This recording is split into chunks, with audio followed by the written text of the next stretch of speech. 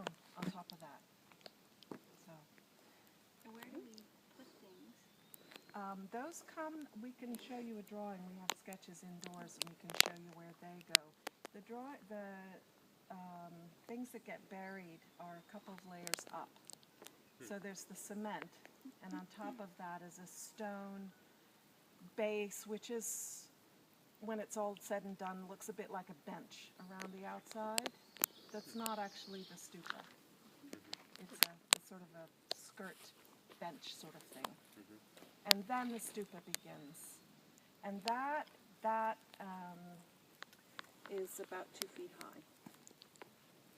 So So the concrete will be more or less flush with the ground, you think? I believe so. Like that, Yeah.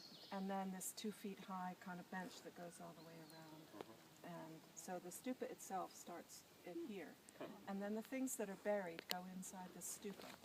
Although there's some things in the concrete, in the base level, right? The guns and stuff. In the base level of the stupa. Stupa itself. Not in this double foundation thing. Okay. Yeah. Yeah. They bury guns and other symbols of anger. Excuse me? When will they pour it? 9th and 10th is the most recent date. Of June. This This coming week. Right. It's like tomorrow and the next day. Yeah. It's going to be soon. And we have one of the interesting things among all the fascinating bits that go inside is that inside the core of the whole thing is a cedar tree, which was cut down just down that path a tiny distance, and before it was cut down we marked it for the cardinal directions, and when it's built into the stupa it's oriented in the same cardinal directions as where it grew, which is kind of cool. That's nice. Does that indicate that most stupas have a tree in them, or is this what? Well, in This is just this Tibetan tradition, yeah. Yeah. Yeah, juniper or cedar tree. Yeah. And which way is this going to be oriented? Well, east is there. So, East is there. yeah, that's kind of the main orientation. Everyone had compasses out, and we're all double checking. The most important thing was that it not be south of the domes. Apparently it's inauspicious to build a stupa to the south of a gompa, of a temple. So we're trying to observe all these details. Yeah. What will be kind of around it?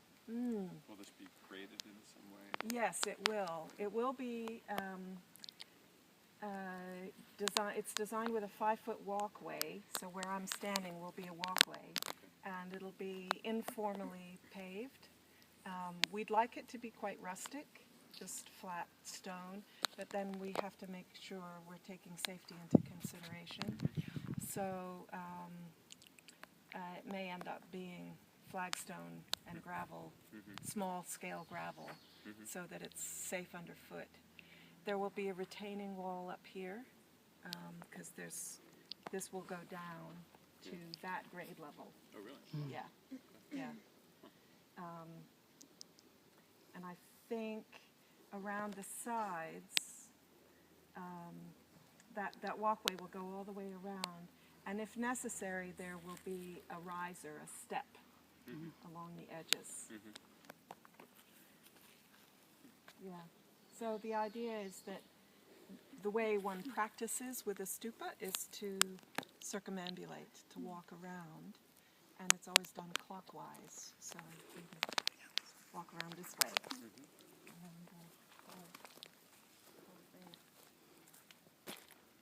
yeah. And this sort of face where there will be an indicator of who's inside it, as it were, will be on the east side, east face of it. It's traditional. Like a plaque or something like that? Or? No, we haven't decided fully. Sometimes there's an image in there, a photograph. Oh, okay. Other times there isn't. We haven't quite decided.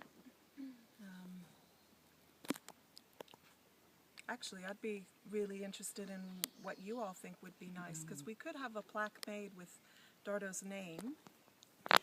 That could be there, or we could have an image encased and put there. I love his face. Yeah. Mm-hmm. Yeah, I think it's, Okay. yeah. Yeah, Such a good All right. face. Oh, good. yeah, Clear, sharp. Mm. yeah.